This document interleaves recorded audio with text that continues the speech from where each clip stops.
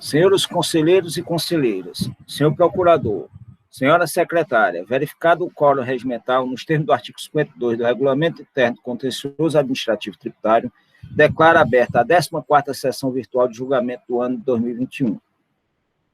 Esclareço que esta sessão se rege pela portaria CONAT 158/2020 e 145/2017. Indago aos senhores conselheiros, indaga a secretária, se tem resoluções para serem aprovadas. Sim, presidente, temos algumas resoluções do conselheiro Fred que foram encaminhadas para o WebDrive, para a verificação dos conselheiros.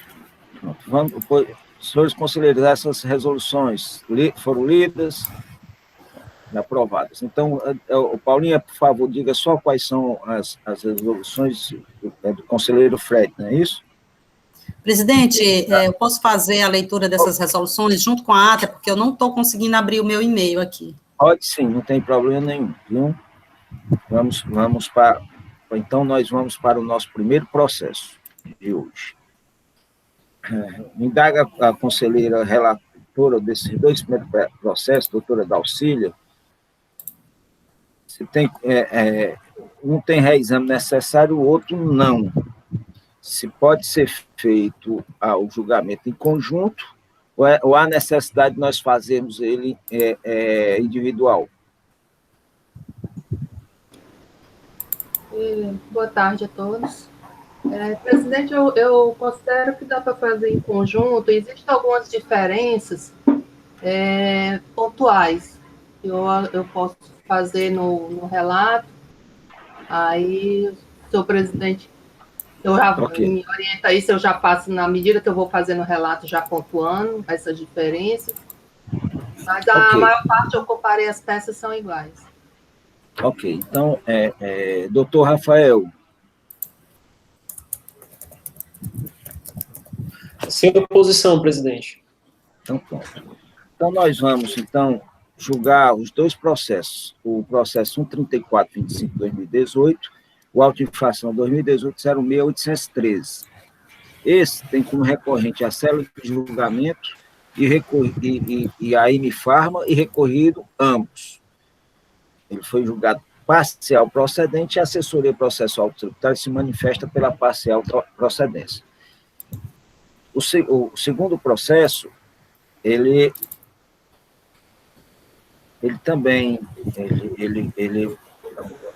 tem como recorrente Imifarma, recorrido célula de julgamento, foi julgado parcial procedente e a assessoria se manifesta pela parcial procedência. Só indagando a conselheira relatora, o primeiro processo tem reexame necessário, o segundo não tem por causa do valor, é isso? Eu estou verificando aqui, senhor presidente, porque, para mim, os dois tinham, mas eu estou confirmando aqui na confirmada para ver se foram parciais. Se foi se foi a gente que se equivocou na colocação da pauta. Só antes de a gente dar uma olhada também, entendeu?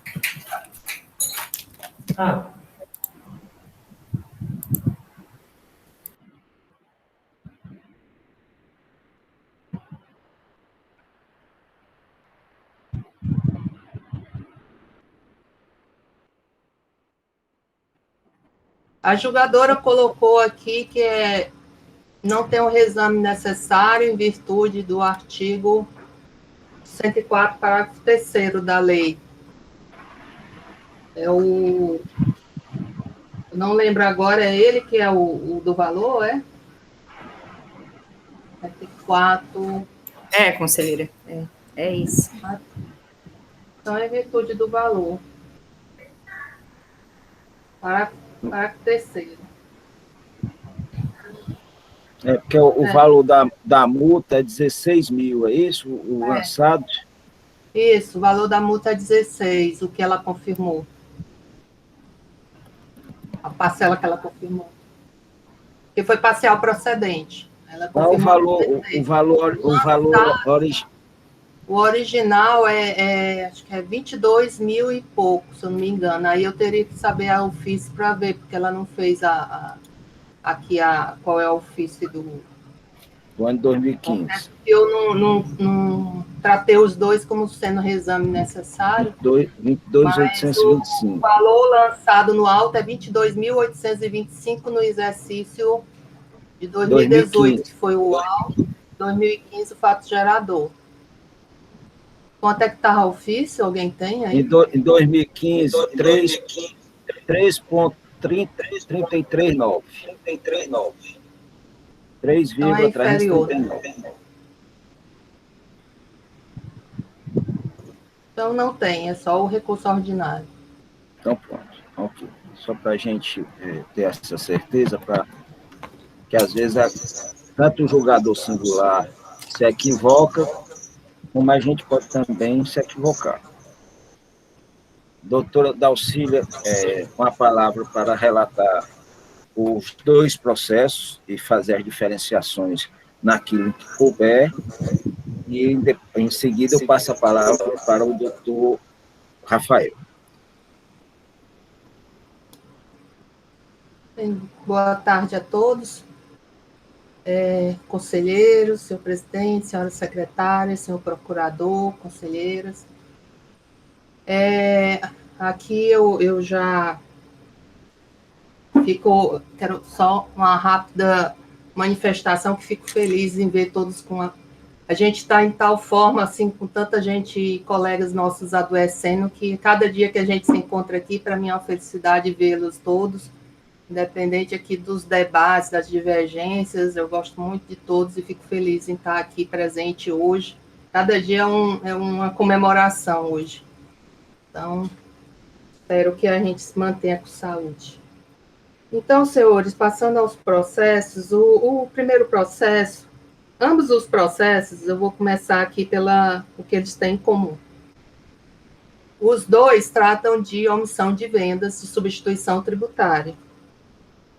Os dois praticamente têm os mesmos produtos no levantamento fiscal. Foi feito levantamento quantitativo de estoque para ambos. Eles são...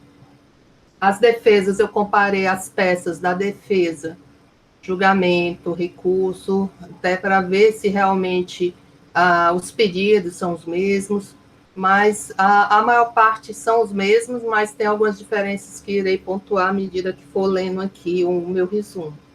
Então, já a primeira diferença é em relação ao período. O primeiro processo é 2014, o exercício... Doutora Dalcília, eu queria lhe pedir um favor para relatar ele como todo, porque o conselheiro Fred não estava ontem presente, certo? Então, não, vou relatar, inclusive com as nulidades, essas coisinhas, para poder... O conselheiro eu vou Fred relatar, eu vou relatar o que é comum aos dois, e aí, quando chegar na parte que é diferente, eu vou destacar que em um ele disse isso, no outro ele disse aquilo. Certo? Ok, obrigado. Então, o relato que for comum, eu vou falando logo aqui, é esse relato que trata-se de omissão de venda apurada pelo levantamento quantitativo de estoque. Ambos aplicaram a penalidade do 126. Deixa eu abrir aqui o arquivo do outro. E... Só um momentinho, senhores, porque eu preciso dos dois arquivos aqui abertos ao mesmo tempo para que possa relatar. Se a conselheira achar melhor relatar o primeiro, o segundo a gente tratar diferenciado, a gente faz também, como a conselheira achar melhor. Como foi decidido agora, eu estava só com um aberto, mas já abri aqui o outro. Então, eles ambos tratam de substituição tributária, aplicam a penalidade do 126 no auto de infração, justamente pela mercadoria sem substituição tributária. No primeiro, que trata do exercício de 2014, ele não fala ainda, o fiscal, na informação complementar, a questão do inventário, que a empresa não apresentou o inventário quando foi solicitada. E aí ele aplicou aqui a Instrução Normativa 54/2016 e considerou esse período de 31/12/2013, esse inventário zerado. Isso daí tem só nesse auto de 2014. Então, a omissão de vendas que ele detectou abrange medicamentos, leite em pó, água mineral, picolé, os quais possuem tributação diferenciada.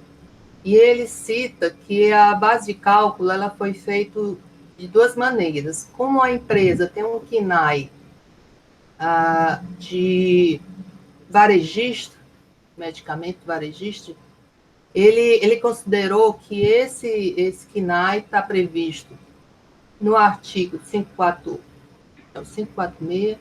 Ele considerou que esse KNAI ele tem as agregações específicas para alguns produtos, inclusive medicamentos e outros que não estejam submetidos a uma agregação específica. Ele faz a ressalva que quando houver uma agregação específica, se aplica a específica. Daí porque o motivo que ele separou os produtos. E aí consta nos autos, no mesma planilha Excel, 3 abas com um totalizador de cada produto. Quando a base de cálculo é depois somada, é lançada a totalidade no auto de infração. Então, os argumentos da defesa nesse processo e no outro são praticamente os mesmos. Ele argumenta a nulidade do feito fiscal por ausência de aposição de ciência do representante legal da empresa acerca do auto de infração. E aqui, só destacando um item aqui que eu esqueci de mencionar, o doutor Fred, que não participou de ontem, esses processos são da mesma ação fiscal de ontem, que tratou da omissão de entrada. E aí, houve já a questão da reabertura do prazo para a defesa ao menos 2 vezes nesse processo. Mas, mesmo assim, tendo sido reaberto, ele argumenta que a nulidade por ausência de ciência do representante legal a respeito do auto. Indevida a inclusão dos diretores no polo passivo da demanda como responsáveis pela infração, cito o artigo 135 do CTN.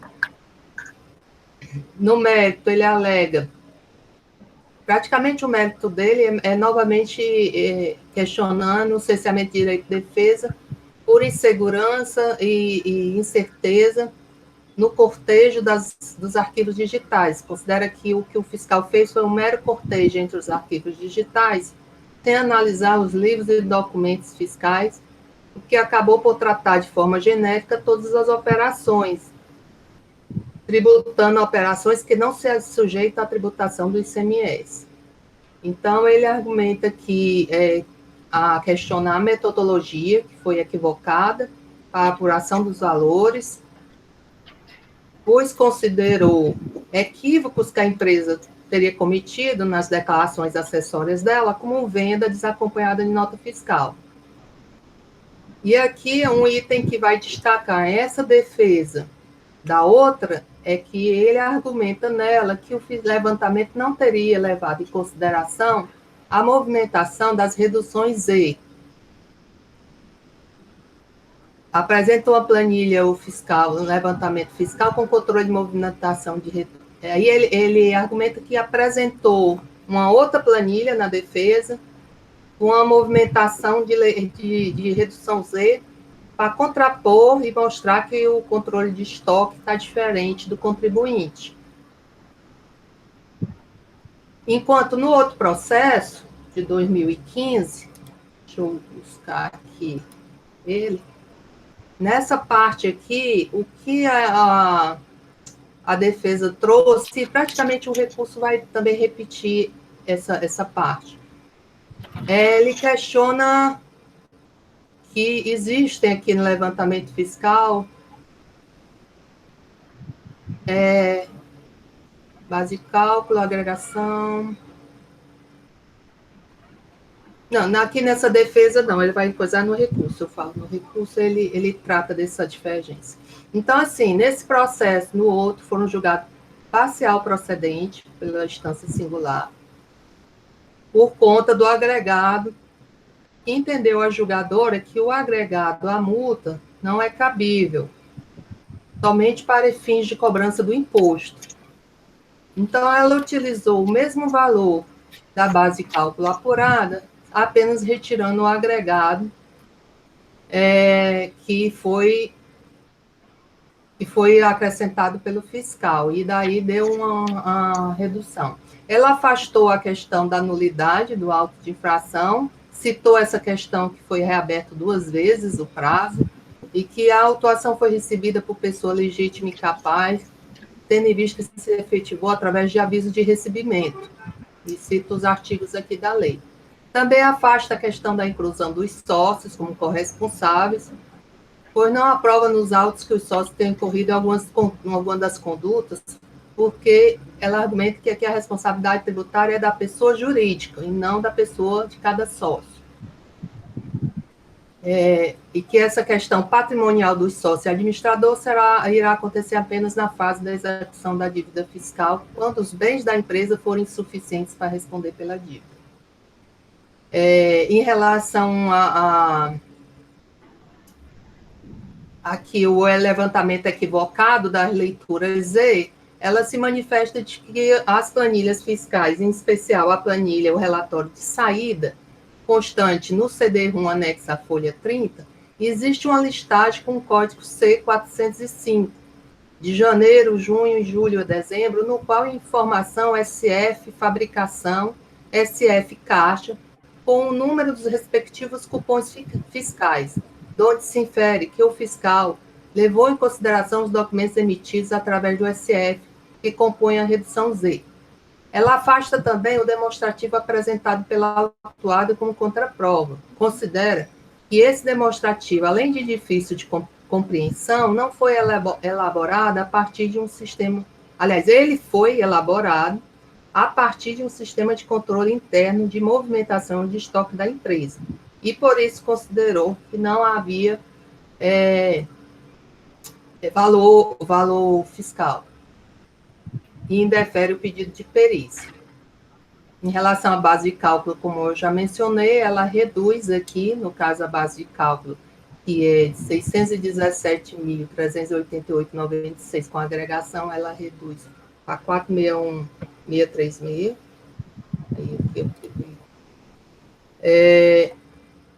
E a mesma coisa no outro. No outro, a diferença do julgamento vai estar na questão da metodologia apurada, que ele questiona equívocos e cita que não teria levado em consideração todas as notas fiscais de saída, indicando 4 produtos acompanhados de demonstrativos que estariam divergentes. Em relação a eles, a julgadora considera que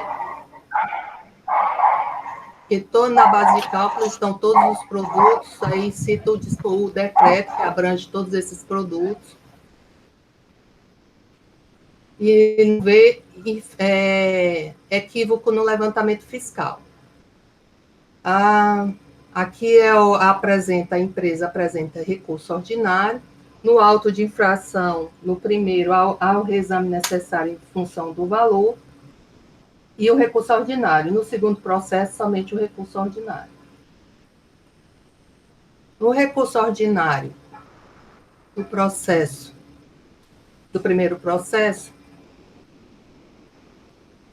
além da tempestividade, ele argumenta a questão de ser um contribuinte uma pessoa jurídica, que exerce comércio atacadista e varejista de produtos farmacêuticos, hospitalares e cosméticos. Que é a nulidade por aposição de ciência do representante legal, por falta, aliás, né, de ciência do representante legal para o auto de infração. Requer a exclusão dos sócios do polo passivo da demanda.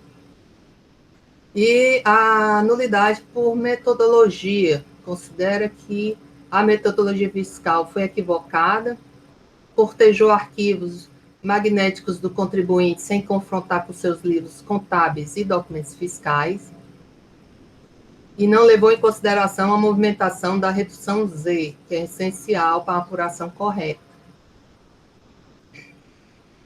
E que acabou tratando de forma, tributando operações que nos... Desculpa, essa aqui Não identificar a precisão. Pronto, aí ele disse que não conseguiu identificar com precisão o motivo da autuação, e aqui o que eu considero também, para trazer aqui como nulidade, seria, embora ele não peça a nulidade por falta de prova, mas no teor do recurso ele dá a entender que considera como um dos motivos que o auto de infração é extremamente deficitário, que não permite ao contribuinte identificar com precisão os motivos que ensejaram a autuação, ou que caracteriza a nulidade do próprio trabalho fiscal em razão da ausência de substratos fáticos e probatórios apto a dar. Aí, ele aborda essa nulidade da auto-infração por esse aspecto dos equívocos que ele considera existir e por ausência de substratos fáticos e probatórios, que aí a gente vai ver se vota junto, separado, né? Mas aí ele vem a questionar aqui também a leitura Z, volta a questionar que não foi considerada a leitura, a redução Z no material utilizado pelo fiscal. E requer, ao final, como eu mencionei, aqueles pedidos e a juntada de documentos adicionais e improcedência. Nesse auto aqui não há a questão da inconstitucionalidade da multa. No outro processo, o recurso praticamente se repete, o que eu acabei de mencionar, são as mesmas nulidades que ele requer. Também não menciona a questão da multa, confisco de multa nesse processo. O que ele traz de novo nesse segundo processo, em relação ao recurso, é a questão que ele também já tinha trazido na fase de defesa somente desse processo, que é a questão, ele indica aqui 4 itens de produtos que ele considera que o fiscal deu um tratamento genérico a todas as operações sem considerar suas especificidades, nas palavras dele, resultando em diversos erros que, por amostragem, ele indicou.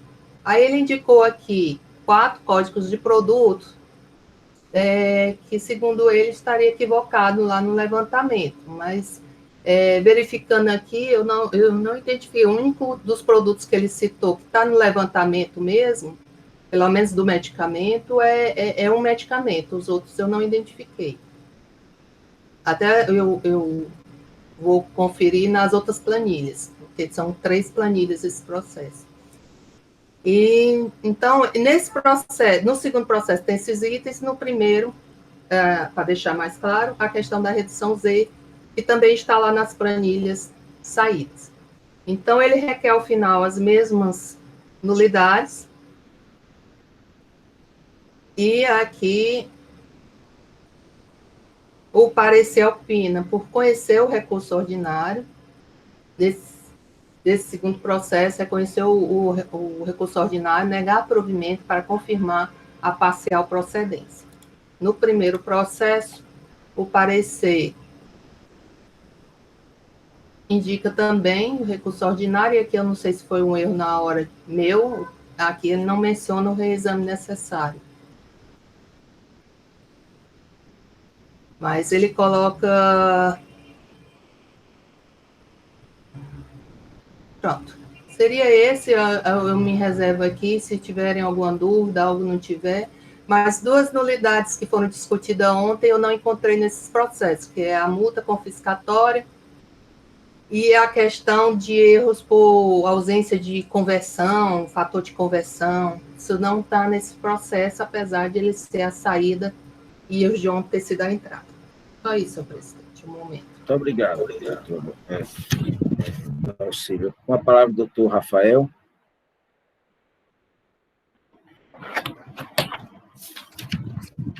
Presidente, secretário, conselheiros, meus cumprimentos a todos, boa tarde. Antes de iniciar minha fala, eu quero fazer o registro aqui do meu pesar ao colega André, procurador da Terceira Câmara, por sua perda inestimável, e agradecer este CONAT, por intermédio da sua presidente, pela solidariedade que foi prestada ao nosso amigo nesse momento tão doloroso. Presidente, sobre a acusação que está pautada, São 2 processos de omissão de saídas, omissão de vendas, em que, após o levantamento, se identificou que o contribuinte, nos meios contribuinte hora recorrente, nos exercícios de 2014 e 2015, deixou de emitir documento fiscal de saída, em que o imposto já havia sido pago por se tratar de operações sujeitas à subvenção tributária. A penalidade aplicada foi a do artigo 126, caput, 10% da base de cálculo, ou seja, somente multa isolada.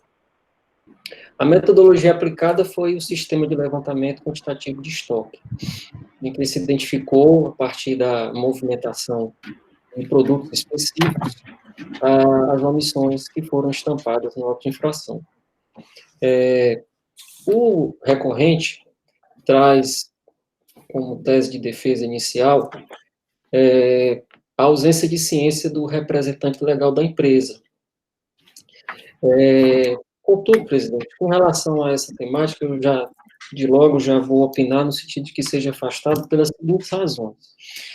A primeira delas é por causa da ausência de prejuízo. O que se identifica é que a empresa compareceu de modo espontâneo no processo e exerceu o seu direito de defesa, ou seja, tudo indica que a nulidade deve ser afastada porque, de um modo ou de outro, ela atingiu a finalidade, que foi exatamente dar ciência à empresa para que ela exercesse o seu direito de defesa pleno, né?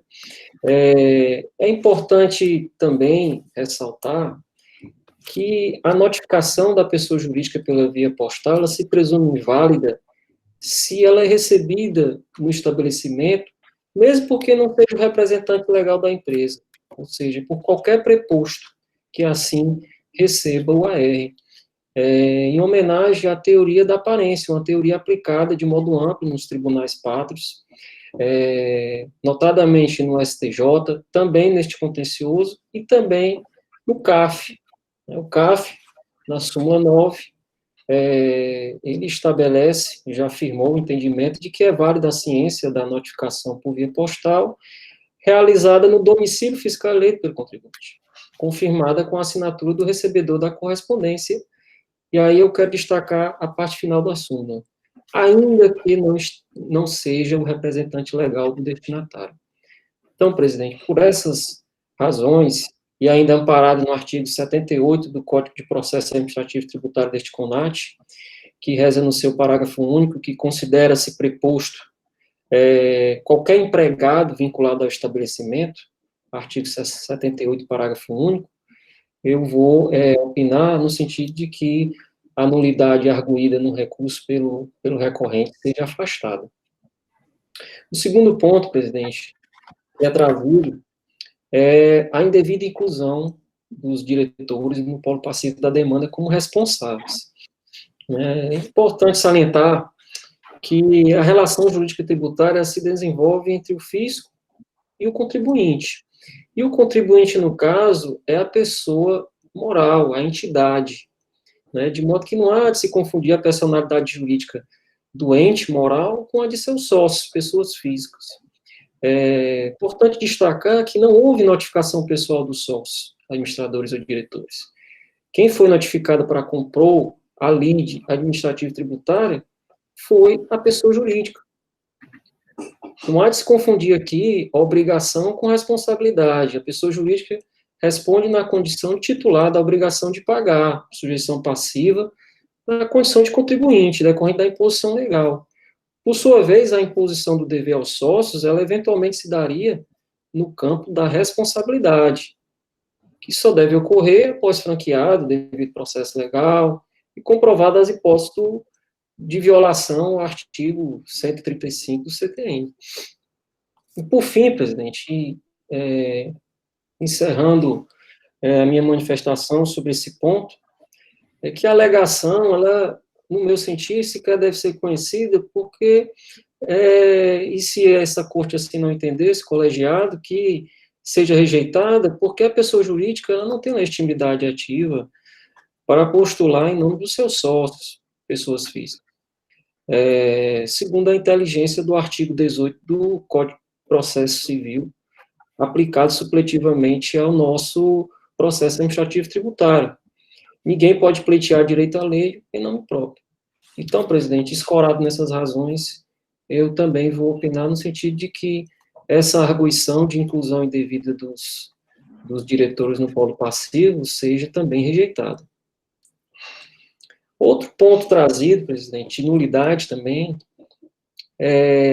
eu acredito que podemos tratar isso em conjunto, né? Eu vou tratar isso em conjunto na manifestação, que, ao mesmo tempo, o recorrente, ele trata o cesseamento do direito de defesa e insegurança do trabalho, insegurança do levantamento. E, ao mesmo tempo, ele também, um pouco mais adiante na sua defesa, trata da metodologia equivocada, criticando o levantamento. Então, eu acredito que seja salutar tratar isso como uma nulidade, né? E, no meu sentido, presidente, a metodologia, ela é uma metodologia, como a gente já até refletiu sobre isso ontem, em processos também do mesmo recorrente, da mesma empresa, inclusive era o mesmo levantamento. Importante salientar que a metodologia do SLE é a metodologia que tem previsão legal, né? Então, a priori, a metodologia eleita pela fiscalização, possuindo respaldo legal, não há de se falar que de introduzir determinadas condicionantes, como tenta o recorrente, de verificação de livros e outros documentos fiscais, se a própria metodologia dispensa essa análise, né? Então, a partir do momento que o contribuinte chama a atenção no sentido de que o fiscal deixou de analisar documentos fiscais ou livros contábeis, quando a própria legislação não exige isso no levantamento, deveria o contribuinte, no seu ônus processual, trazer uma prova razoável com base nesses elementos que ele alega. Então, ao meu sentir, é uma alegação de nulidade genérica, não aponta de modo específico qual foi o vício, a mácula que ocorreu no levantamento capaz de trazer a insegurança que ele alega nas suas razões. Então, presidente, considerando esses aspectos e trazendo mais um elemento que a fiscalização se pautou exatamente nos dados que foram escriturados pela própria empresa, ou seja, os dados do levantamento foram extraídos da própria FD, que foi alimentada pelo próprio recorrente, eventual demonstração de equívoco ou erro no levantamento, é ônus que recai sobre aquele que alega. E, no mínimo, como alguns precedentes que já têm sido firmados aqui no âmbito deste colegiado, é que essa dúvida ela venha respaldada em algum documento, né, em alguma demonstração efetiva, né, do prejuízo da mácula. E isso não foi realizado pelo recorrente, e em razão de não ter se desincumbido desse ônus processual, presidente, eu também, nesse ponto, vou opinar e vou postular no sentido de que esta Câmara rechace esse argumento da defesa. Por último, presidente, no que tange a ambos os recursos, pelo menos com relação ao primeiro processo, que tem um reexame, eu vou opinar no sentido de conhecer de ambos os recursos, para, no mérito, negar provimento a ambos, por entender também que o termo omissão deve se restringir, para fim de base de cálculo da multa, apenas a omissão sem a inclusão da margem de valor agregado, como fez o agente fiscal. Então, eu vou opinar no sentido de que, em ambos os autos, a decisão singular seja confirmada, presidente. Obrigado, doutor Rafael. Com a palavra, a doutora Dalcília. Em seguida, está facultada aos demais. Doutora Dalcília, para a gente dar um encaminhamento mais célere aos processos, vamos tratar diretamente logo as nulidades, para a gente depois tratar em relação aos méritos? Tá certo? Pode ser? Tá certo.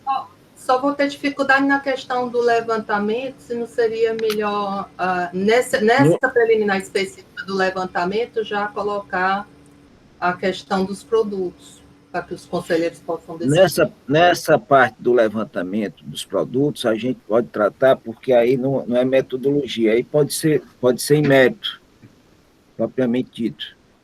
Certo? Então, fica para depois das preliminares. Fica, né? Depois. Eu queria que tratasse a parte da a nulidade em razão da ausência de aposição de ciência dos representantes legais, nulidade por a inclusão de diretores no polo passivo como responsáveis, e essa nulidade pelo erro na metodologia, certo?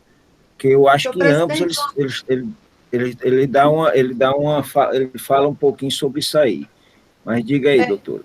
Eu indago se dentro dessa preliminar de vícios na metodologia, dá para se considerar também, porque ele faz uma mistura nas duas coisas, fala dos vícios da metodologia e depois diz que a levantamento foi realizado sem substrato fático e probatório, que aí já tem mais a ver com a questão da prova.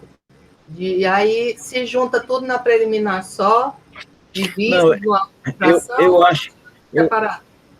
Eu acho que é melhor separado, porque metodologia aqui é o quê? O SLE, o levantamento foi feito numa forma que é permitido, sim ou não? Aí é uma vertente. Se é sim, agora, se depois passar de sair, o levantamento contém vícios, tá cheio, tem erros, tá certo? Aí a Câmara vai ter que decidir isso aí, porque esses erros podem dar improcedência e podem dar uma nulidade por outro tipo de coisa, não pela metodologia, né? Isso aí mas quando se fala em metodologia, a fiscalização, que ele bem alega desde de ontem, é o quê? Que o fiscal era para ter feito uma fiscalização levando em conta o levantamento fiscal com o contábil. E ele traz isso também nesses recursos, não traz, não é isso? Traz, mas é que ele junta toda essa questão da nulidade do auto, ele junta todas essas informações, ele mesmo não faz, ele faz a divisão bem nítida nas duas primeiras preliminares, que lá no final ele requer. Já os outros estão assim mesclados dentro do recurso, por isso que eu estou indagando como a gente vai... porque eu entendo que é separado a parte de erros materiais, porque não é porque um levantamento de estoque. Vamos pensar aqui junto. Eu tenho um levantamento de estoque e a empresa mostra que 100% desse levantamento contém erros. Tá certo? Está cheio de erros, cheio de erros. O levantamento de estoque feito pelo SLE está correto, a metodologia é correta? Em tese é, tá certo? O levantamento é confiável, aí é outra história, certo? Contém erros ou não? Por isso que eu acho que é para ser tratado diferente. Certo. Só eu dei um exemplo aqui como eu não quero entrar na cor. Mas eu acho que é importante o seguinte, a metodologia utilizada pelo fiscal é uma metodologia possível, é uma metodologia que pode ser feita ou não é, ou era para ser feita diferente. A metodologia. Agora, a metodologia feita, mesmo eu fazendo a metodologia feita, como aconteceu, eu tenho uma metodologia de levantamento contábil, e eu não levo em conta as receitas totais da empresa, eu levo só em conta uma parte. A metodologia está correta, o resultado é errado. Só fazendo as reflexões. Então, vamos tratar primeiro essa nulidade, vamos por parte, vamos tratar em relação à nulidade em razão de ausência de aposição de ciência dos representantes legais. Doutora, a senhora quer se manifestar e, se quiser, a gente escuta. Se não quiser, eu abro a palavra para os demais. Não, só em relação a isso, que eu acho daqui, só o doutor Fred, né? Eu creio que não participou de ontem, os que estão aqui. Seria só mesmo aqui fazer minhas palavras já que a julgadora disse, para afastar, e realmente a nulidar a questão dos sócios aqui é o que está sendo autuado realmente a pessoa jurídica, e que realmente eu concordo com o que o julgamento singular falou, de que essa questão dos sócios, o patrimônio, a responsabilidade, a questão de dolo, culpa do sócio, tudo isso daí é mais questão a ser levada ao judiciário, e não aqui na esfera administrativa. Então, o primeiro item vai ser o dos sócios, senhor presidente? Aqui. Não estou ouvindo.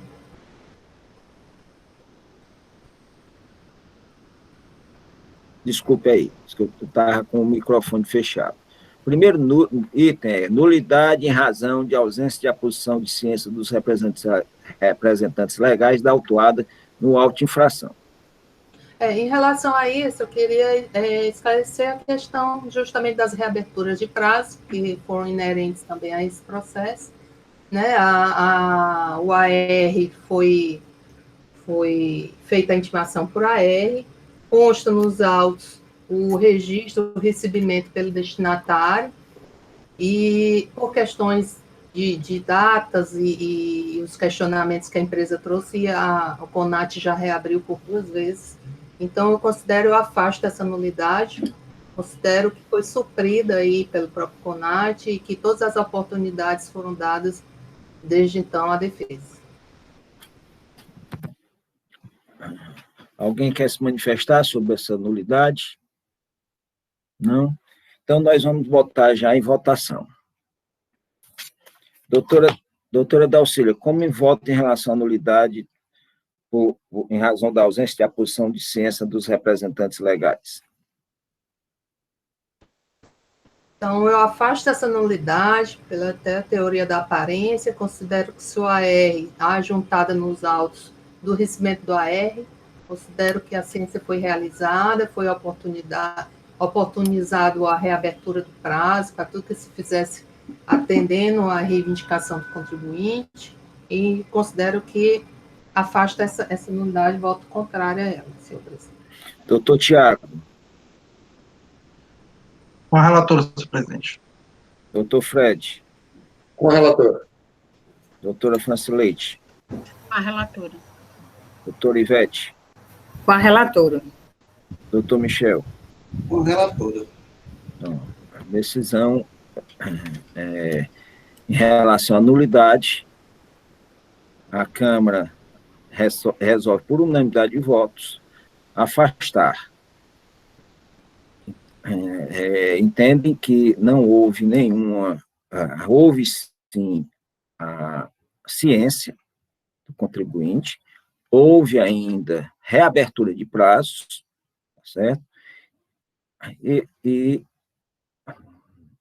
votam de acordo com os fundamentos contidos no parecer e no julgamento da singular.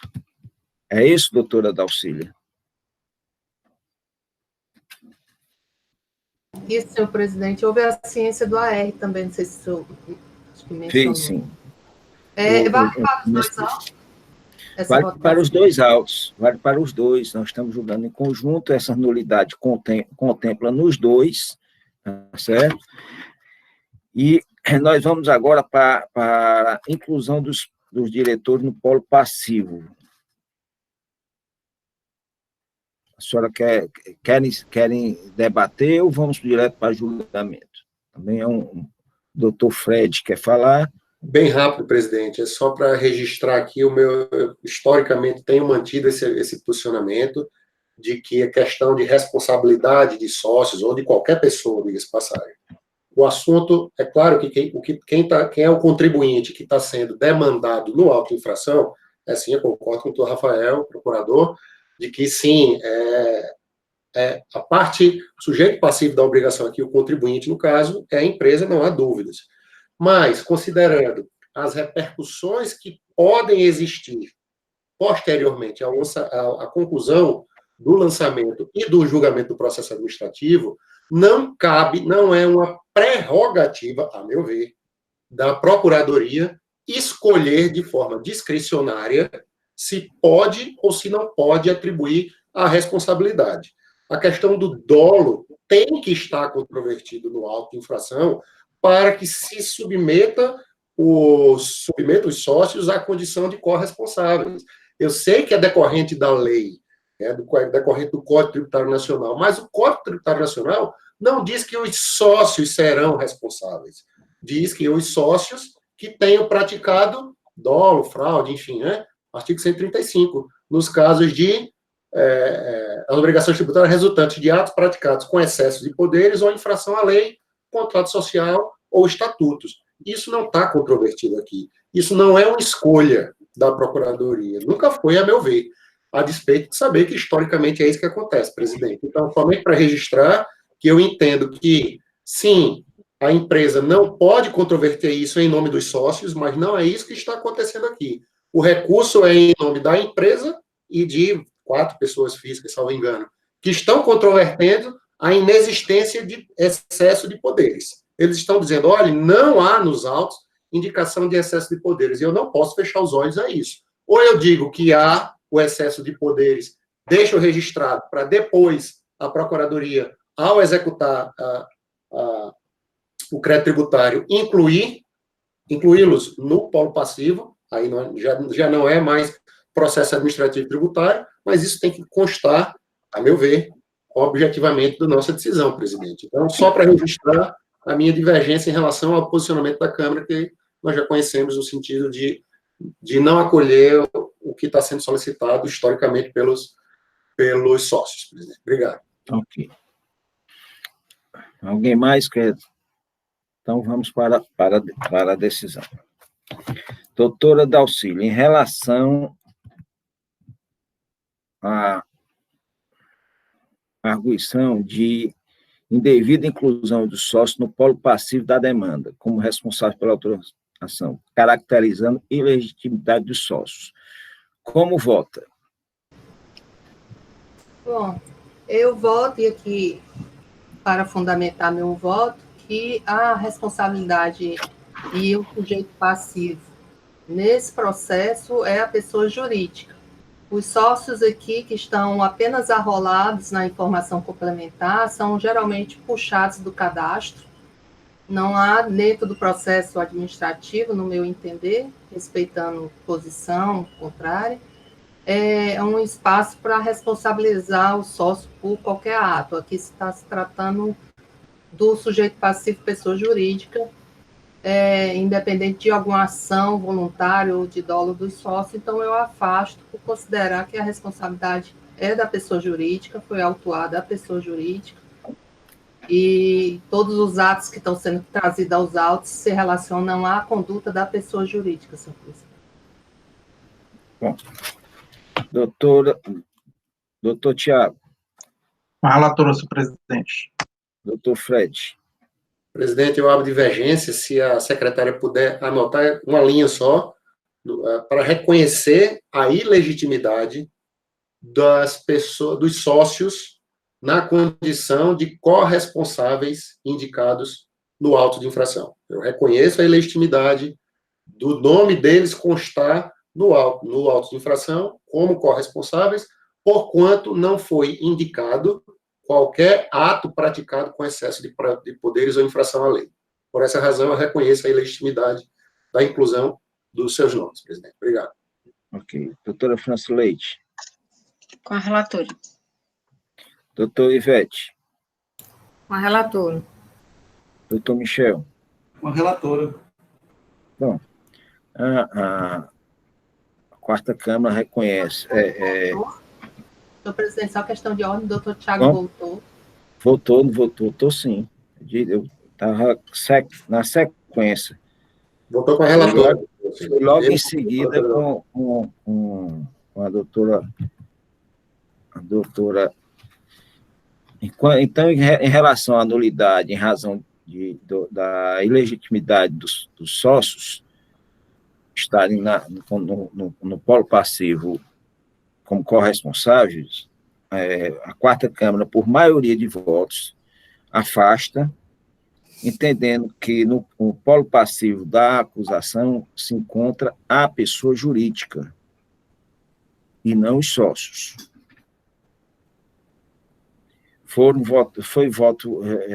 Votou contrariamente à manifestação o doutor Fred, que entende que o deferir a pedido da empresa Deferir o pedido dos sócios, presidente. Dos sócios, deferir o pedido dos sócios, informando que eles não estão no polo passivo. É isso? Que eles não são corresponsáveis. Porque isso. Não... Pronto. Não são corresponsáveis, isso. Nesses casos, porque ainda existe nos autos indicação de ato de excesso de poderes, ou infração à lei. Na prática, isso aí, mesmo você votasse, se você não votava como um aspecto de nulidade. Eu entendo que é uma questão de mérito mesmo aí, né?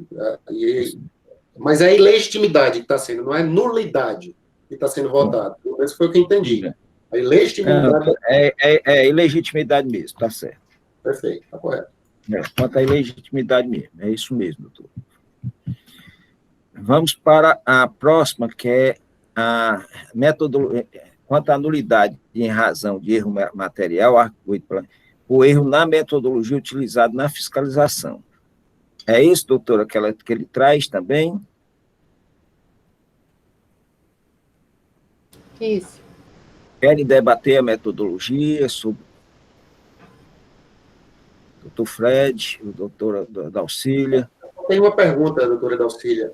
Essas reduções de base de cálculo, eu estou perguntando isso porque eu não estou enxergando aqui a planilha, tá? Eu sei que ela existe, tem um CD, a própria defesa informa que é um CD, é um arquivo e tal, e controverte várias questões. Eu quero saber se, em relação a esses produtos que são diferenciados, que tem redução de base de cálculo, se isso está, controverte isso, mas eu não enxergo, eu não consegui enxergar. A redução de base de cálculo desses produtos que tem redução de base de cálculo, um exemplo aqui é picolé. Eu lembrei de picolé porque é uma das resoluções que eu fiz e que está submetida hoje à aprovação, trata exatamente disso. Então, quando falou de picolé, eu me lembrei porque estou com o assunto na memória. Os demais também, há uma redução significativa de base de cálculo. E como eu não estou vendo a planilha, é só para saber se a base de cálculo foi adequadamente calculada. Só isso. Conselheiro Fred, apesar, aqui tem, nas folhas, os dois processos tem um arquivo chamado Documento Probatórios, que tem as planilhas fiscais. Embora a digitalização deles não está muito boa, eu acredito que, pelo menos, nessa parte final aí da base de cálculo, o conselheiro consiga visualizar o totalizador, os valores. E eu tenho um arquivo mesmo do Excel, para que aí eu consigo ver melhor aqui, mas não estou conseguindo compartilhar, mas a planilha é a mesma que está nos autos, só que de uma forma mais clarificada. Então, doutor Fred, só cortando um pouquinho a doutora Dalcília, esse auto aí, doutor Fred, ele trata-se de omissão de saída, mas só tem multa. Não tem redução de base de cálculo para efeito de imposto. Tá certo? Só para dar uma ajuda aí nos debates, tá certo? Porque se tivesse imposto, aí eu acho que a condução poderia só uma informação, mas se quiserem continuar sobre essa parte, aí o doutor Fred, só para poder a gente pontuar.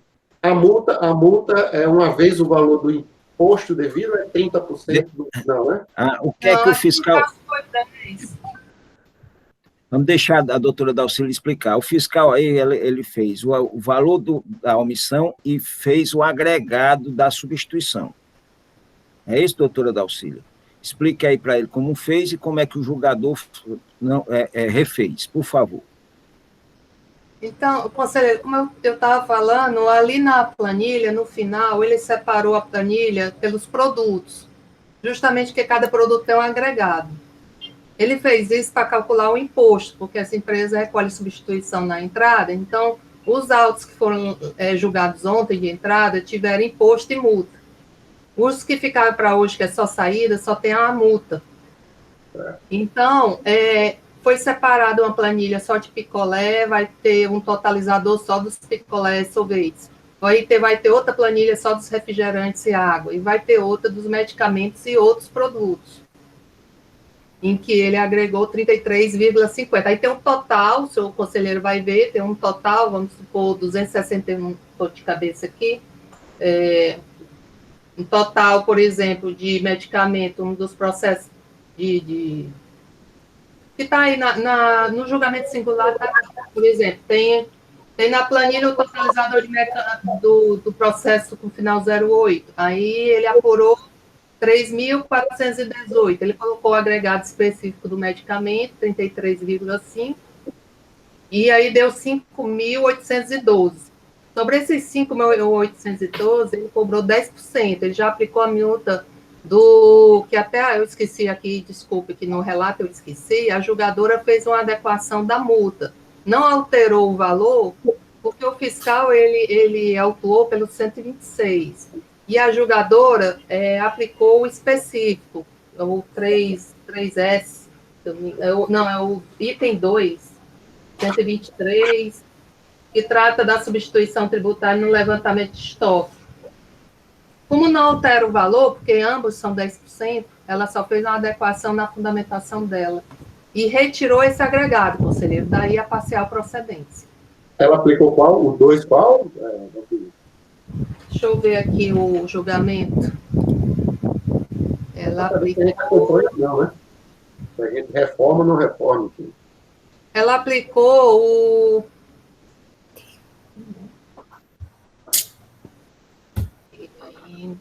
Eu abri justamente porque não...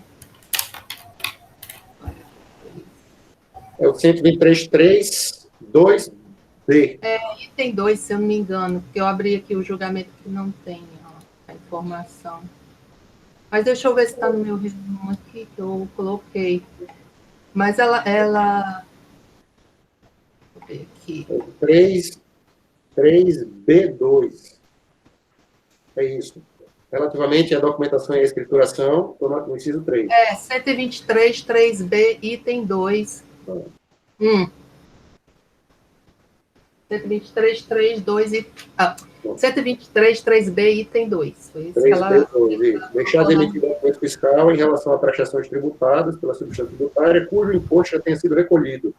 Isso. Como paradas por não incidência, ou isenção incondicionada, multa equivalente a 10%. É o mesmo percentual do fiscal. Fechado. 126. Bom, aí em relação a isso, conselheiro, tem alguma dúvida em relação à metodologia para o levantamento de estoque? Perfeito. Sem dúvida. Sem mais dúvidas, presidente. Obrigado. Ok. Então, em relação à metodologia, senhores, como vota a doutora Dalcília? Presidente, deixa eu falar aqui, a Ivete pediu a palavra. Deixa eu só tirar uma dúvida, que eu estou olhando aqui a planilha, conselheira Dalcília, do totalizador, mas tem a planilha, tem as informações dos documentos de entrada, saídas, tem? Tem um arquivo da mídia, existe a planilha. Foi daí que eu consegui ver, até aproveitar aqui na questão, já entrando um pouco nos vícios que ele alega, e não teria sido considerada as leituras Z. Aí a julgadora conseguiu visualizar isso justamente no relatório de saída. Tá bom. Valeu, só isso. Então, pessoal, em relação à metodologia, senhores, tem mais alguma dúvida? Alguém tem dúvida?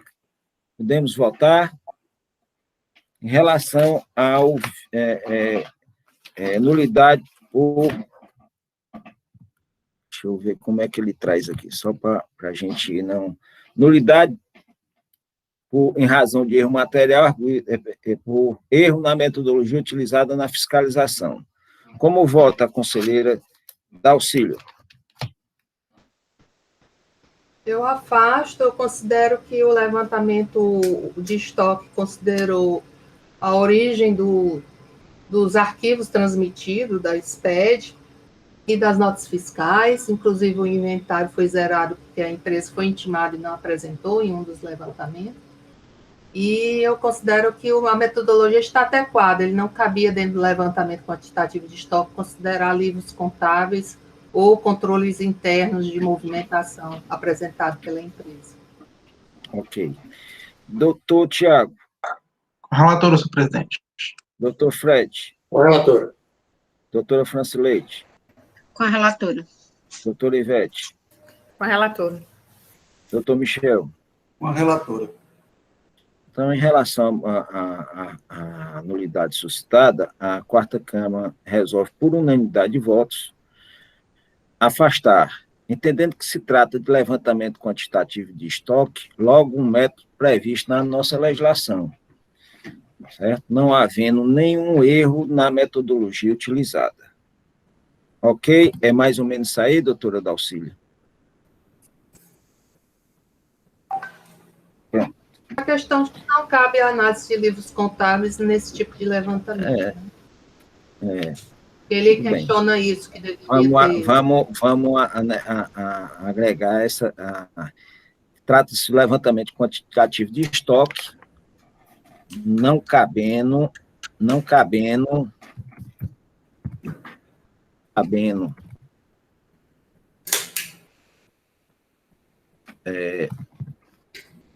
análise de livros contábeis. Não é isso, doutora? Isso. Não cabendo na análise contábil, logo um método previsto também, e também a previsão legal desse método, não há? Pode pôr a previsão legal do método, concordo. Tudo bem. Então, pronto. Então, a decisão vai ficar dessa maneira. Afastar a preliminar suscitada, entendendo que se trata de levantamento quantitativo de estoque, não cabe na análise de livros contábeis e que se trata de método previsto na legislação, certo? Portanto, não havendo qualquer erro na metodologia utilizada. Ok? Pois, se a gente puder melhorar a decisão em relação a alguma coisa que não afete o que foi decidido, a gente melhora na escrita. Nos resta agora, senhores... Senhor presidente, só uma coisa que eu me lembrei, que ele argue também dentro desse contexto de erro, e aí cabe também, se entra como um vício, que pode ser visto como vício, ele argumenta a questão que não foram considerados produtos, acho que seria mais um vício mesmo, né, que a gente vai julgar em separado, que ele considera que os produtos não foram tratados de forma diferenciada. Doutora Dalcília, eu entendo que isso aí é mérito, certo? O mérito é que a gente vão dizer, olha, eu entendo que é procedente, ou que é parcial procedente, eu entendo que tem que ir para a perícia, porque está trazendo isso, mas esse tipo de argumento, a gente não pode pegar mérito e ficar esfacelando, porque senão a gente acaba... Eu sei que ele mistura, mas na decisão agora agora nós só nos resta mérito. No mérito, tá certo? Ele traz dois argumentos. Tanto ele traz os argumentos da não movimentação, da redução, que é o levantamento que o fiscal não levou em conta a movimentação das reduções E, tá certo? Ele traz esse argumento. E traz também um argumento de que ele misturou as mercadorias, ele não deu tratamento diferenciado para as mercadorias, é isso que ele traz, essas dúvidas. Só que são erros materiais, e aí, quando na decisão, a pessoa tem que vai dizer, olha, se tem o erro, não foi levado em conta o Z, você vai dizer, olha, foram levados em conta todos os documentos fiscais ou não foram levados, tá certo? E foi tratado todas as mercadorias como iguais, porque se trata de um KNAI com substituição tributária, ou então o fiscal errou, era para ter separado isso, tá certo? Essa é uma decisão de mérito, E aí a gente não fica esfacelando. Quando for debater, conversem sobre esses dois assuntos e, em seguida, a gente vota. Quando votar, já está mais ou menos decidido o que é que a Câmara entende. Ficou claro para os conselheiros? Fica bom desse jeito? Então, a doutora Dalcília pode falar, se posicionar sobre o que ele traz em relação a mérito, que pelo que eu li, e que a doutora Dalcília também tão bem mostrou, né, ele traz esses dois aspectos. Tá certo? Presidente, e aí, de ordem, presidente, que há objetivamente mais uma nulidade, só para a gente não passar por ela. Qual é, doutor? É a do item 4.3, estou no primeiro processo, nas páginas 11 do recurso. Tem assim, licenciamento de defesa e insegurança do trabalho fiscal que culminou na lavratura da auto-infração. Lá pelas tantas, ele diz que, abre aspas, a mera planilha indicando o rol de operações de entrada e saída, sem apresentar a justificativa pertinente do porquê da sua inclusão, cerceia o direito de defesa do contribuinte. Ele está misturando também um pouco de mérito, eu concordo, mas como ele está colocando isso aqui como cerceamento de direito de defesa e como nulidade, sugiro que a gente, para evitar omissão de instância, a gente enfrente. Seria bom a gente tratar isso logo. Então, vamos tratar desse assunto do cessamento de direito de defesa. Alguém quer debater? Doutor Michel está abrindo o microfone. Você está querendo falar, doutor Michel? Doutora Dalcília. Eu queria indagar se eu posso incluir dentro desse cerceamento de direito de defesa também o que ele menciona aqui, agora eu não sei em qual dos dois processos, mas na hora do relato eu falei, a ausência de provas. Eu posso olhar aqui, porque tem algum momento que ele fala justamente desses argumentos que o conselheiro o cerceamento do direito de defesa, doutora Dalcília, é exatamente isso, é a ausência de anexação de provas. Está junto, pode falar sim. Pode incluir, né? Que o doutor Fred já falou um aspecto que está, mas ele fala em outro aspecto que seria esse também. É o mesmo ponto, tá, doutora Dalcília? Além disso que eu acabei de dizer, ele não fundamenta o porquê ele, na opinião da recorrente, a falta de fundamentação do porquê que se incluiu os relatórios de entrada e de saída, isso cerceia, na opinião dele, o direito de defesa. Ok. Aí passa um pouquinho mais e ele diz, com relação a esse ponto, ainda no cerceamento. Importa ressaltar, aliás, some-se que a ausência de disponibilização de tais documentos evidencia a falta de substratos fáticos, ou seja, falta de prova. É a mesma coisa com olhares diferentes, mas essencialmente eu acho que a gente deve... Esse processo que eu separei, eu li agora no meu resumo, é esse processo exatamente que cita. O outro já não cita esse ponto. O 3425 cita esse cerceamento por esse motivo, mas também, se quiserem pôr a votação por os dois, como o presidente diz em outros dias, o que acrescenta não diminui, né? Não prejudica. Sobre esse aspecto aí, principalmente cerceamento de direito de defesa, a gente pode muito bem deliberar para os dois, porque realmente nesse tipo de assunto aí, se a Câmara entender que tem, serviria... tem um e tem outro. Só para ficar mais claro, nos dois recursos há exatamente o mesmo parágrafo. Todos os dois falam... Então, vai por dois. O cerceamento do começo ao fim fala desses dois pontos que eu acabei de citar, conselheiro. Então, nós vamos... Vai servir por dois, então. Serve para os dois, porque são recursos que tratam do mesmo questionamento. Cerceamento do direito de defesa, Fred, por quê, hein? Está dito, abre aspas, cerceamento de direito de defesa e insegurança do trabalho fiscal que culminou na lavratura da auto-infração. Se me permite a sugestão, presidente, eu colocaria só cerceamento de direito de defesa. Em relação à alegação de cerceamento de direito de defesa. Sim, mas a gente tem que dizer por quê? Por a ausência das provas. Ele fala dois aspectos: a falta de justificativa para a inclusão dos relatórios de entrada e de saída, e lá na frente, a falta de provas. Por falta de justificativa.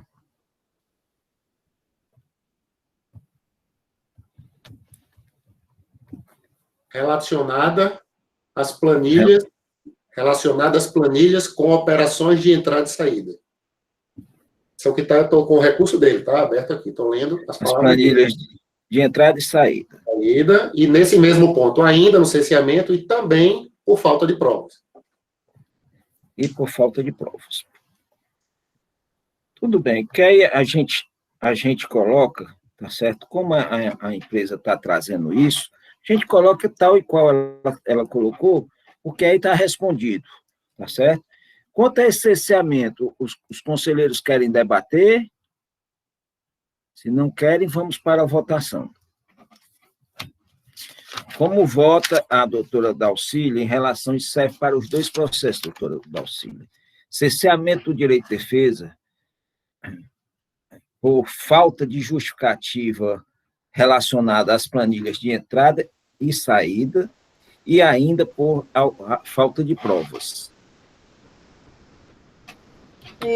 Eu estou de posse da mídia, que também consta nos autos que foi entregue à empresa, consta na mídia os relatórios de entrada, os relatórios de saída, o totalizador, o relatório de estoque final e relatório de estoque inicial, que são as planilhas da onde se tira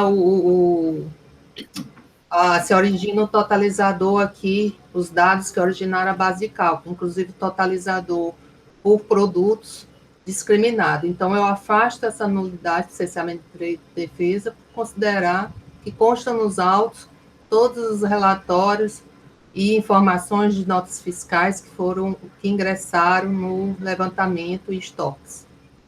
Okay. E afasto a questão da ausência de prova também, considero que essas planilhas representam, espelham a própria dados que a empresa forneceu ao fisco e que não foram afastados por outros documentos. Ok. Doutor Tiago. Com a relatora. Doutor Fred. Com a relatora.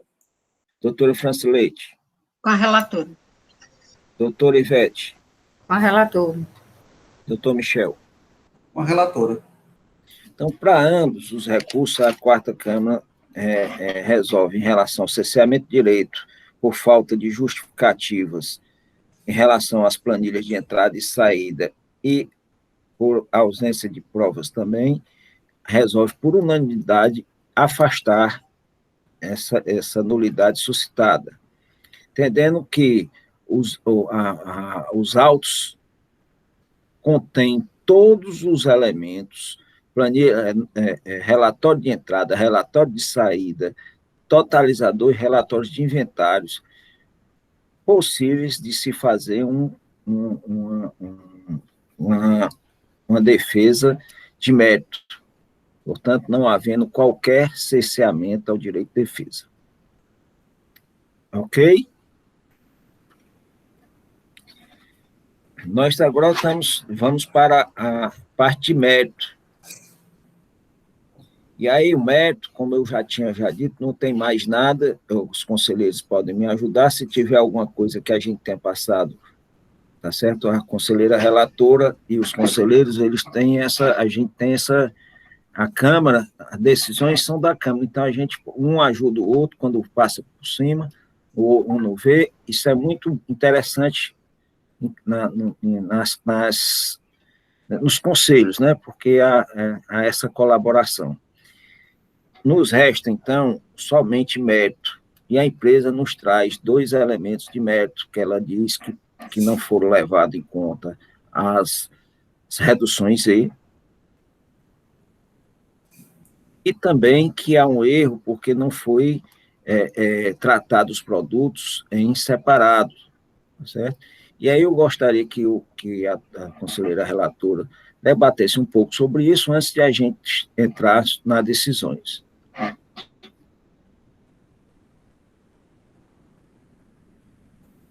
Se assim o quiser, né? Se não quiser, a gente passa para a decisão. Mas é bom sempre motivar.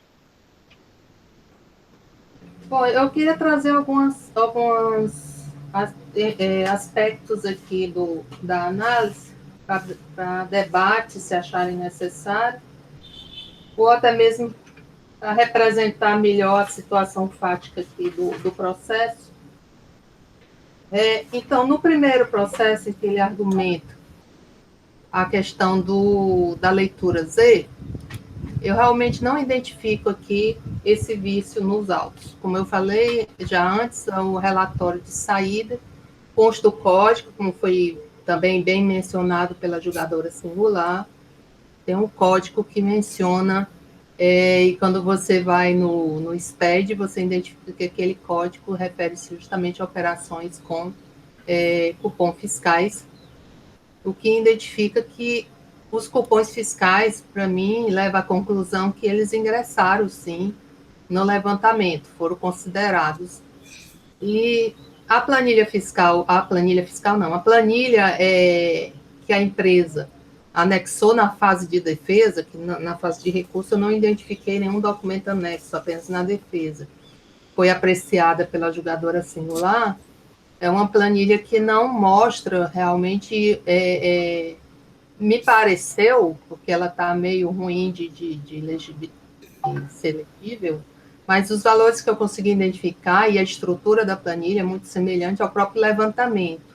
No segundo processo, me parece mais evidente ainda que foi um recorte da planilha do levantamento que ele fez, já que no segundo processo ele questiona 4 produtos como uma amostragem, a título de amostragem, que não teriam o que está...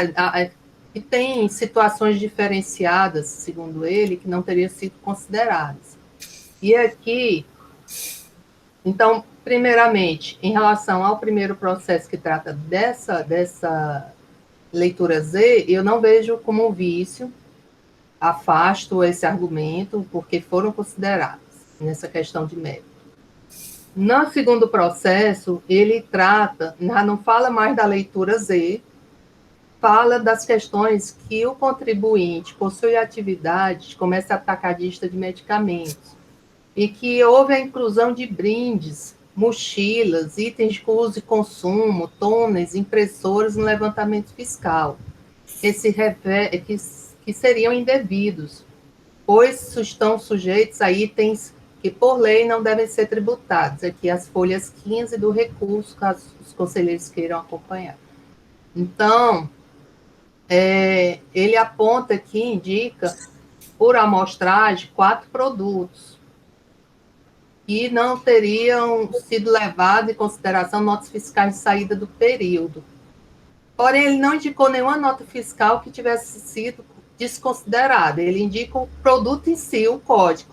Quando eu vou nas planilhas, eu identifico esses produtos no código. Então, não ficou para mim claro o que é que ele está querendo com esses 4 produtos, porque eles fizeram parte do levantamento fiscal. Mas esse argumento dele me causou estranheza, que existem outros produtos além de medicamentos, e aí eu fui olhar de forma mais detalhada a planilha, eu vi que a planilha de refrigerante e água só tem os 2, a planilha de picolé e sorvete também, a planilha de leite em pó também só leite em pó. Agora, a planilha que o fiscal denominou medicamentos, eu consigo identificar produtos como gel, como bombons, pente, aqui tem drops, tem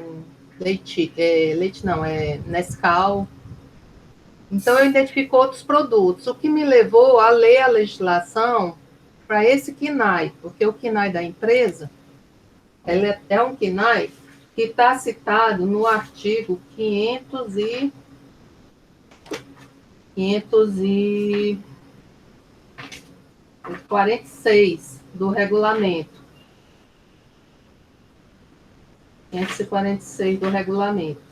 Nesse artigo que trata de produtos farmacêuticos, tem o KNAI, que é o KNAI primário da empresa, que, na verdade, ela diz que é atacadista, mas o KNAI principal é o varejista, de produtos farmacêuticos, que é o 47.701, item 2 do artigo 546. Então, o fiscal, ele separou, ele cita o decreto que alterou esse artigo, que é o decreto 29.816 de 2009, e ele faz o agregado com base nesse decreto e justamente separou picolé e refrigerante, porque esse próprio dispositivo diz, num determinado ponto aqui, que a carga tributária, deixa eu ver aqui, para os outros produtos que têm regime próprio, serão aplicados os agregados específicos. O que me chamou a atenção foi essa redação do artigo 547, que trata do agregado, que foi utilizado nessa planilha. É um agregado que serve para todos os quaisquer produtos que não estejam nos itens anteriores, que seriam hospitalar, que seria 20%, material exclusivamente hospitalar, ou praticada por empresas que comercialize direto ou exclusivamente para hospitais, e no item 2, artigo 547, inciso 2, com a redação que foi modificada pelo decreto 31.454 de 2014, diz que o agregado 33,05 se aplica nas demais operações com qualquer produto, inclusive medicamentos. Então, esse dispositivo, para mim, formou um convencimento que não teve problema, não seria um vício o fiscal ter considerado aqueles produtos que não estão sujeitos a outra tributação dentro desse mesmo demonstrativo, porque, de fato, houve omissão, é um fato, houve omissão desses produtos. A segunda questão, o segundo aspecto que eu trago também, que eu não vejo motivo para separar esses produtos, pela questão de que a tributação é pelo CNAE, e também porque o que está sendo autuado nesse processo é a obrigação acessória da saída, não há imposto aqui. Então, isso daqui não afetaria. Os produtos que foram relacionados nas planilhas fiscais, de fato, existe omissão de venda para eles, independente do regime a qual eles estejam tributados, porque aqui na saída a tributação, como eu já falei, foi feita nos processos de entrada. Então, principalmente para esses processos, eu não vejo motivo, apesar, eu queria deixar aqui só registrado, porque foi mencionado, e eu ia até para assegurar o direito da defesa de ter sua indagação aqui em relação aos produtos, eu não considero que tenha havido vício. Eu vi que o que foi realmente foi separado para fins de cálculo do imposto, né, que já foi julgado, e que nesse processo aqui não atinge. O agregado, inclusive, vai ser retirado. Independente do produto, o agregado de todos eles vai ser retirado. Porque, se for confirmada aqui a decisão da primeira instância e do parecer, vai ser na linha de retirar esses agregados. Mais um motivo pelo qual considero que não há vício nesse levantamento o fato de constarem esses produtos. E essa questão também, um aspecto só que eu queria trazer, só para também, como eu disse ontem, a questão de ser detalhista demais, às vezes me obriga a olhar aspectos e achar coisas que acabam até não sendo nem muito relevantes, mas aqui o julgamento singular cometeu um pequeno equívoco. Quando eu olhei as planilhas, que eu olhei o valor de cada uma para comparar com o valor que a julgadora refez, houve uma diferença apenas de R$1 em relação ao refrigerante. Ela errou ao digitar 215 no julgamento dela, quando na planilha mostra que é 216. Mas é justamente no processo que não houve reexame necessário, então, felizmente, eu considero que não precisa nem fazer ajuste aqui. É só para por amor à verdade aqui, que na planilha o valor as folhas aqui do julgamento singular, as folhas 343 do processo 3464, ela discriminou o valor da omissão do medicamento, do leite em pó, do picolé e refrigerante, e retirou o agregado, com e sem agregado. E eu fui conferir com as planilhas, e a única que deu diferente foi realmente o refrigerante, que ela lançou aqui como 200, tomou como sendo 215,05, quando na planilha é 216,05. Então, que daria uma diferença, na verdade, um aumento aí só de acho que até de centavos. Doutora Dalcília, concluiu, para a gente poder... É isso, só resumindo aqui, eu não identifico vícios no levantamento que foram alegados pela empresa. Eu considero que a planilha que ela trouxe também, eu fui olhar lá, é apenas uma mera repetição, os produtos que ela enumera por amostragem estão dentro do levantamento. Então, só para destacar isso, eu realmente não vi nenhuma falha nesse levantamento que pudesse ensejar algum vício, ser considerado aqui algum tipo de cerceamento ou vício. Só isso. Muito obrigado. A palavra está facultada aos demais. Esse refazimento consta do julgamento? Consta, Dalcílio? A retirada da redução do agregado. Do agregado. Ela cita em um e outro não. Ela cita detalhadamente no processo 3464. E se estou lembrada, no primeiro, no 3425, ela não tem uma planilha. Ela não fala, ela vai direto só na base de cálculo e tira o agregado. Mas pelo cálculo não está o agregado, então, é isso? Mesmo que o cálculo não esteja aqui, o resultado final é sem agregado, é isso? Sim, sem agregado. Eu somei e conferi, está sem o agregado. Doutor Fred, em ambos o jogador singular retirou o agregado, certo?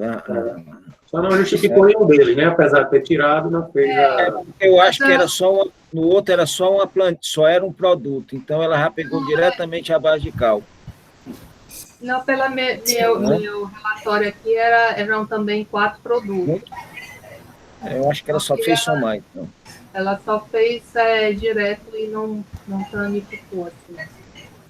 Doutora, a relatora conferiu se o valor foi reduzido mesmo? Pode informar os conselheiros. Eu já olhei, já saiu de 61 para 41 coisa. Ok. O auto-infração é 61, o julgamento é 46 mil. Ok. Eu Doutora Ivete. Somei 1 a 1 todos os valores. Eu queria tirar uma dúvida, que eu não sei se eu entendi, se eu me equivoquei aqui no entendimento da recorrente. Eu entendi que ela estava reclamando que estava incluída aí no levantamento produtos tipo toner, né? Toner, foi dito isso? Foi. Toner, produtos que não deveriam estar incluídos. Aí eu lembro do toner que me chamou mais atenção. Eu não identifiquei, conselheira. Ela cita isso realmente, toner, impressora, produto. Mas não tem. Eu não identifiquei. E ela também não traz notas fiscais para dizer, ela diz, é consumo, mas não traz notas fiscais para dizer que algum desses produtos entrou no levantamento, eu não identifiquei nas planilhas. As planilhas de totalizador, talvez ela tenha olhado talvez para os relatórios, mas no totalizador, que foi o que eu olhei, que foi o objeto da autuação, é o totalizador, não identifiquei toner nem impressora. Nada de consumo, só aquelas miudezas que a farmácia vende, que não é medicamento. O relatório, geralmente de entrada, o fiscal coloca, inclusive, todas as notas. Quando vai fazer o totalizador, ele só leva em conta o que é para ser autuado. Né? Agora, se quiserem dar uma olhadinha com mais cuidado, para ver se tem esses produtos, mas a conselheira relatora traz dizendo que não tem. Não, eu queria só saber se ela já tinha verificado e não tinha. Então, se ela já viu isso, era só para tirar dúvida mesmo, viu? Então, pronto. Então, já temos como votar em relação ao mérito? Sim, presidente. Doutora Dalcília, em relação ao mérito, como vota?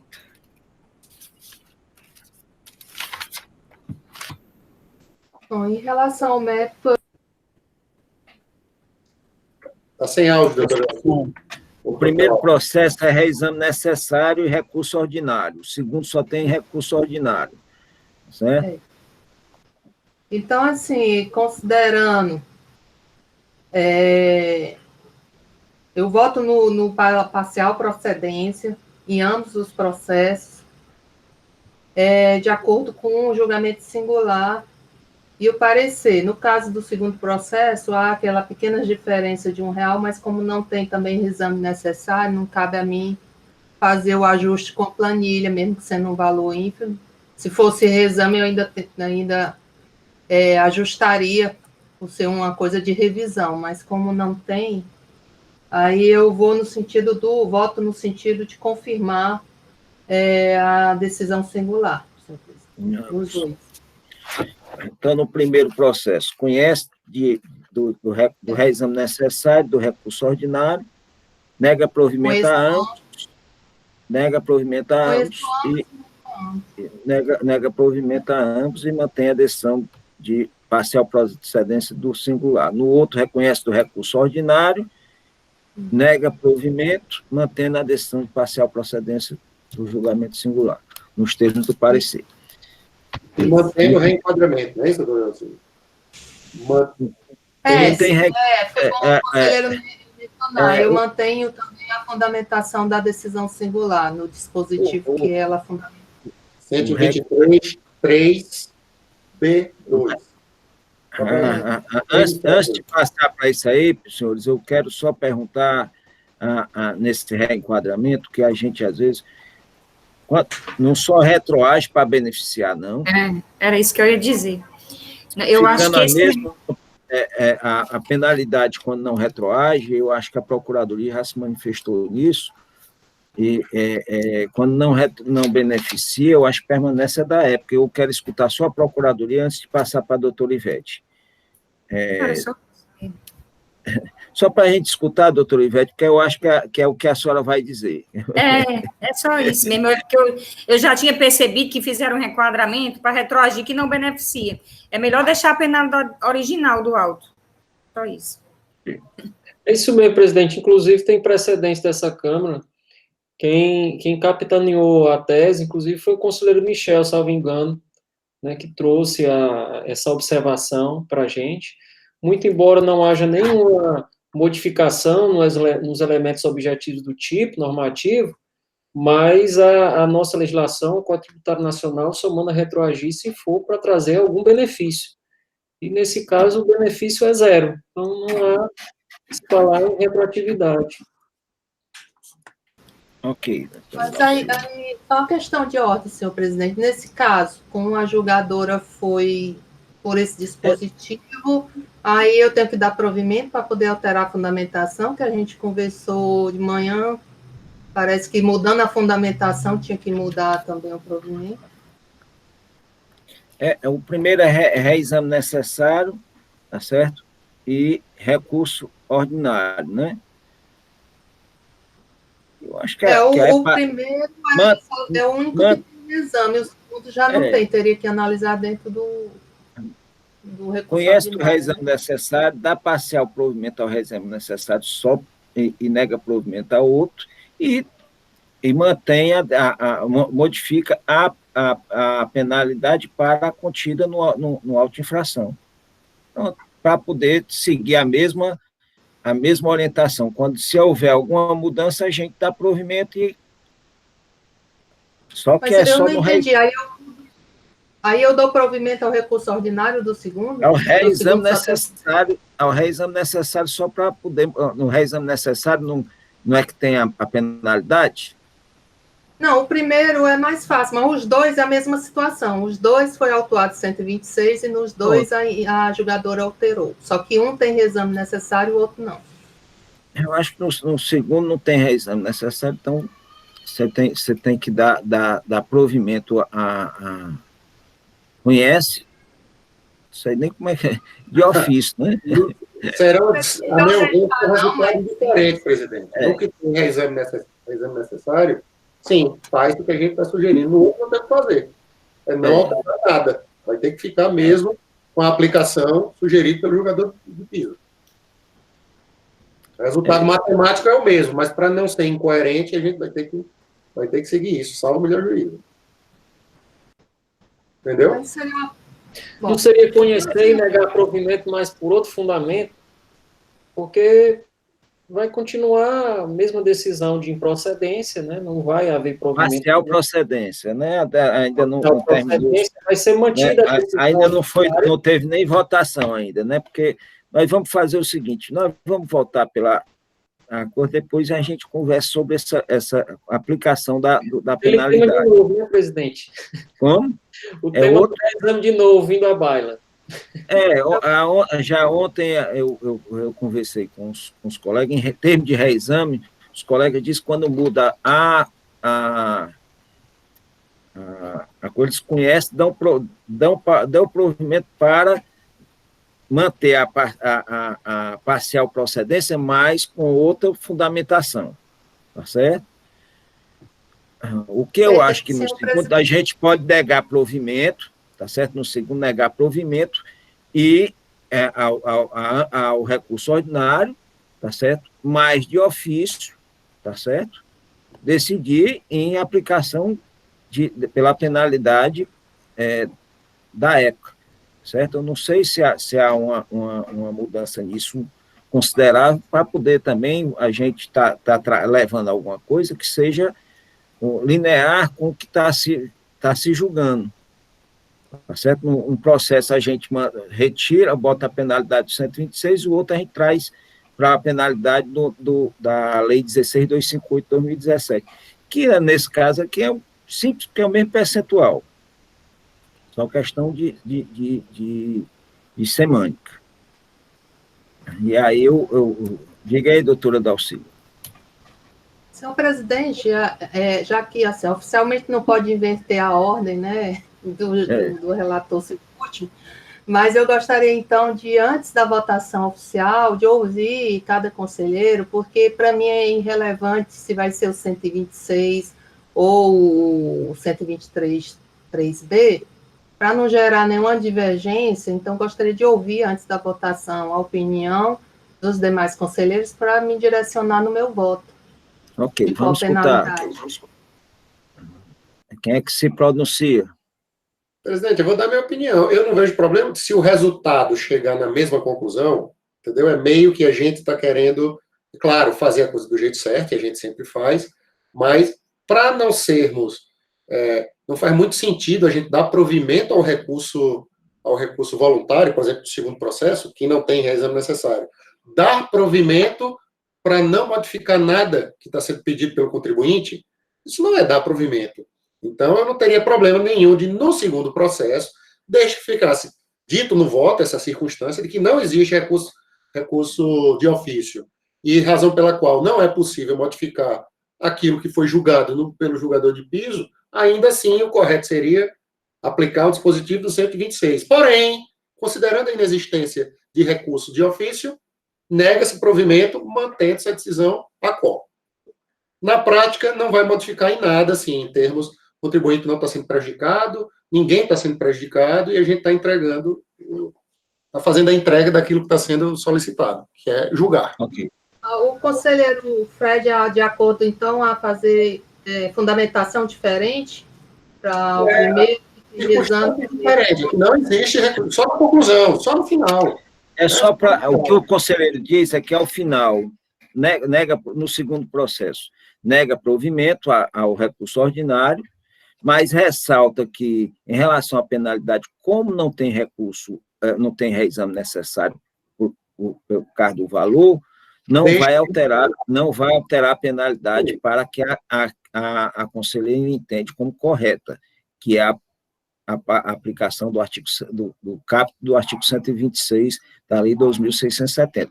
É só essa ressalva. Porque aí, se alguém lê um e lê o outro, vai entender que a situação diferenciada. Eita. Uma ressalva de meio parágrafo, doutora Jacília. Uma ressalva mesmo para falar do reexame necessário. Só isso. E para dizer que não está dando provimento e deixa de aplicar a solução encontrada no auto de infração X, pode até ser indicada, em razão da inexistência de recurso de ofício. Os demais estão de acordo? Os demais sugestão, mera sugestão. De acordo. Eu acho que podia negar provimento. Eu não sei, a não ser que eu não esteja... Negar provimento para manter a decisão de parcial procedência, porém, sobre fundamento diverso na aplicação da penalidade, com a aplicação da redação prevista originariamente. Eu não vejo problema em dizer isso, a não ser que eu não esteja alcançando. Eu acho que é melhor deixar as penalidades iguais. Nós estamos negando provimento, nós não estamos mudando a decisão. Nós não vamos mudar a decisão é parcial procedência. Agora, só faz a ressalva aqui, reenquadrando a penalidade, do jeito que o autor colocou, que não vai alterar o resultado. Presidente, poderia só dar uma partezinha de 2 minutos? Não. É rapidinho. Vai, doutor Rafael. Por exemplo, vamos lá. Dar provimento ao recurso significa acolher as razões que foram deduzidas nesse recurso. Então, veja bem, trazendo isso para um recurso ordinário, um recurso voluntário, né? A partir do momento que eu conheço uma questão de ofício, fica difícil eu dizer que estou dando provimento ao recurso porque foi declarado de ofício a nulidade. Então, na verdade, você não proveu nada, você conheceu de ofício a nulidade. Foi aquilo que eu tinha falado antes. Olha, se a gente, num reexame, conhece do reexame, mas a gente declara nulidade, a gente não deu provimento ao reexame, a gente conheceu de ofício a nulidade, né? Declarou de ofício a nulidade, porque, na verdade, o reexame se destinava a rever aquilo que se consolidou na primeira instância, né? Então, nesse caso aqui, eu creio que é mais acertado o entendimento da conselheira Ivete, porque você está mantendo o mérito, você só está modificando o fundamento desse mérito, né, por outras razões. Você continua negando o provimento, mas por outras razões, por outros fundamentos. Está sem áudio, senhor presidente. Sem áudio, presidente. Ontem eu tinha dito isso. Olha, eu acho que o correto seria negar provimento e em relação, porque parcial procedente, o crédito tributário vai permanecer o mesmo? Vai, certo? Só a fundamentação que vai ser modificada, certo? Mas a decisão de parcial procedência não muda, né? Esse é um pensamento. Agora, quando eu até entendo quando é de parcial procedência e que o crédito tributário altera, tá certo? Vai para nulidade, eu acho que até nesse caso é diferente. Mas nesse caso aqui, é um caso que a gente pode conhecer de amplos recursos, negar provimento, entendendo que o crédito tributário se mantém de acordo com o julgamento singular, entretanto, a aplicação da penalidade é a lançada no auto de infração. De acordo, presidente. Eu retiro a minha proposta. proposta. Se alguém quiser colocar, eu retiro. Porque aí fica de acordo de acordo com a auto-infração vigente à época do lançamento. Eu acho até que conselheira Dalcília, a senhora pode colocar que está modificando com fulcro naquele dispositivo da lei do CUNAT, que determina que a gente modifique a penalidade e os itens violados quando eles estiverem capitulados equivocadamente. Ali ele faz uma referência mais ao auto-infração, mas que não implica. Acho que dá para a gente aplicar também quando o julgamento tiver utilizado de maneira equivocada. Então, eu concordo com a conselheira Ivete. Então, pronto. Então, nós vamos julgar... O artigo, que eu não me lembro, não. Se tiver com ele, faço aí, senão depois me passa. Eu me esqueci, ou então... Eu não estou com ele fácil aqui não, mas posso procurar. Mas, por mim, tudo bem. O que decidirem, eu estou querendo saber antecipadamente para não gerar uma divergência de forma desnecessária. Para mim, tanto faz uma penalidade como a outra. Vamos votar, então. Doutora Dalcília, como vota em relação ao mérito? Eu conheço, no primeiro processo, 3425/2018, conheço de ambos os recursos, nego provimento a ambos, entretanto, com fundamentação de acordo com aquela penalidade vigente à época do fato gerador, que é a lançada no auto de infração. E em relação ao processo 3464/2018, que não tem reexame necessário, só o recurso ordinário, eu conheço o recurso ordinário, nego provimento, no sentido de manter a parcial procedência, porém, com a fundamentação do auto de infração, da penalidade do artigo 126, lei CAPT, da lei 12.670, por ser, em ambos os casos, a penalidade vigente à época anterior à lei que alterou o dispositivo 16.258/2017. É esse meu voto. Ok. Doutor Tiago, em ambos os dois primeiros processos, como o senhor vota? O relator, senhor presidente. Importante, eu acho, fazer constar, não sei se na ata ou na própria resolução, que a nova redação da penalidade não trouxe vantagem ao contribuinte, né? Por isso que não está sendo afastada, né? É um dos fundamentos que que sempre se traz por causa do Código Tributário Nacional. Acho que isso aí é só se a gente, na resolução, pode a conselheira até botar um parágrafozinho sobre isso aí. Não tem problema nenhum. Doutor Fred. Com o relator. Doutora Franci Leite. A relatora. Doutora Ivete. A relatora. Doutor Michel. Com a relatora. Bom, a decisão do primeiro processo foi a quarta Câmara conhece dos recursos ordinários e do reexame necessário e nega provimento a ambos, mantendo a parcial de procedência.